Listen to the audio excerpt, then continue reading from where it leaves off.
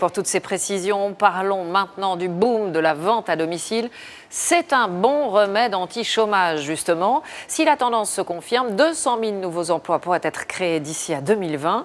L'image est un peu vieillotte, mais dans les faits, ça permet de mettre du beurre dans les épinards ou de financer ses études, avec en moyenne des revenus de 200 à 1 000 euros par mois pour les plus efficaces. L'enquête est signée Yacine Mili et Régis Maté.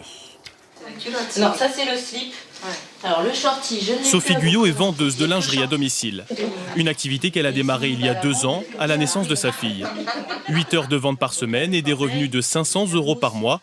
Un petit plus pour elle car son premier métier, c'est enseignante. On retrouve le même motif bleu. Il m'a fallu un complément de revenu parce qu'aujourd'hui la vie fait que il faut des compléments de revenus. Le propre tout seul, c'est pas suffisant. C'est pas possible. On pourrait pas partir en vacances, on pourrait pas se faire les petits plaisirs comme on fait, on pourrait pas avoir tout ça. Et de toute façon, maintenant, la vente à domicile, je pourrais plus forcément m'en passer. J'aime beaucoup.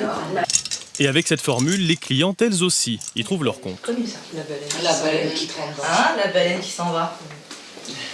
Et jamais quand on est tranquillement chez soi. On peut essayer d'avoir les bons conseils également et demander aux copines si c'est sympa aussi. La vente à domicile, un concept inventé dans les années 50 par une célèbre marque américaine de boîtes en plastique. Depuis, le concept a le vent en poupe, équipement de la maison, cosmétiques, textiles ou ateliers culinaires. En France, la vente à domicile, c'est près de 4 milliards d'euros de chiffre d'affaires. Et des vendeurs toujours plus nombreux, 400 000 l'an dernier. Et avec la crise, une nouvelle population s'essaye à la vente à domicile, les étudiants. Direction Marseille. Donc pour faire ressortir les pommettes, et la petite astuce pour mettre du blush, mesdames, souriez. Léa Otsuka a 20 ans, elle est étudiante en licence de droit.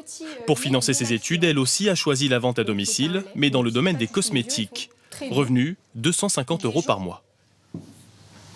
Je peux vraiment allier mon emploi du temps de vie étudiante avec cette activité-là. Et d'un autre côté, évidemment, une passion des cosmétiques qui me permet vraiment de joindre l'utile à l'agréable. Pour les professionnels du secteur, la vente à domicile a encore de beaux jours devant elle.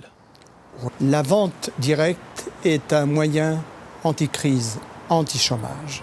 La vente directe à l'horizon 2020 créera plus de 200 000 emplois nouveaux en France.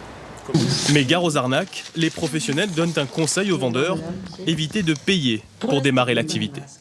Donc,